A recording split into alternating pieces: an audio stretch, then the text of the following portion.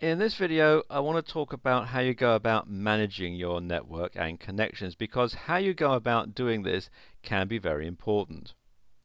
And right now, you might find yourself starting to get a little bit excited about the prospect of LinkedIn marketing.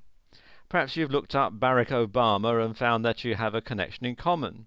"I can talk to President Obama," you're no doubt exclaiming. But while this is a nice thought, the reality is unfortunately somewhat different. You can't just leap in and start talking to Barack Obama, because despite that contact you have in common, you're still not best mates. Well, unless of course you are.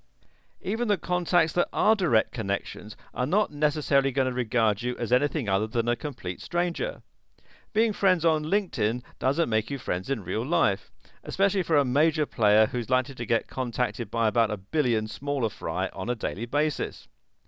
Likewise, that kid who used to pick his nose in history, well, he probably doesn't want to introduce you to Obama either, especially if you used to tease him.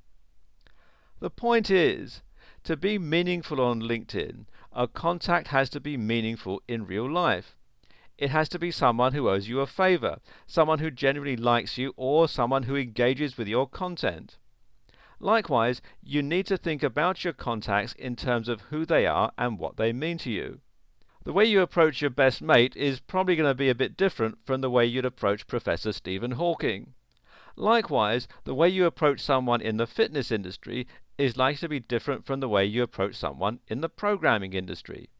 So you need to manage and organize your contacts, and that means thinking carefully about who they are and how important they are to you.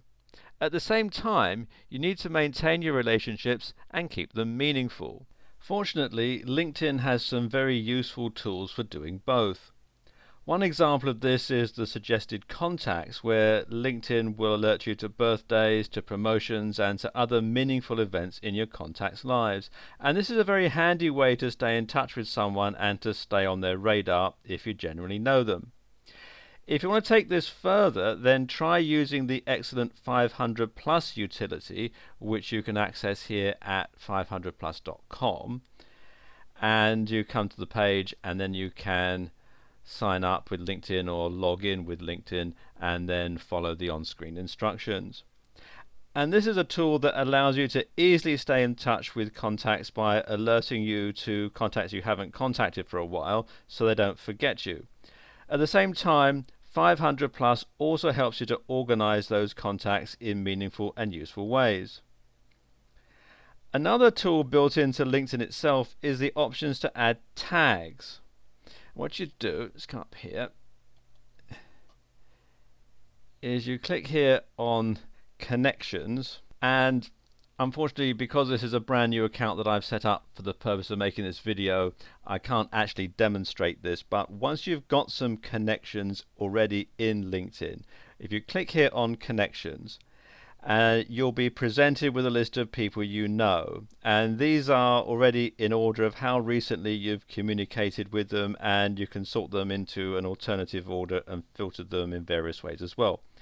And at the same time, you can add tags, which essentially allow you to categorize each person in terms of the way you know them, the industry that they're in, or anything else that might be useful.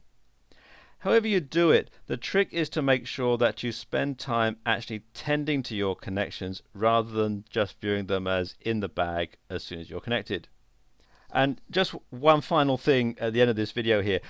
There's been a lot of talk over the years of LinkedIn improving its own contact management utilities. In fact, it's been implied that it could eventually become a fully fledged CMS, which would make a lot of sense for the direction of the business, so stay tuned for that. And stay tuned for the next video in this series, because I'll tell you how you go about marketing yourself and your business.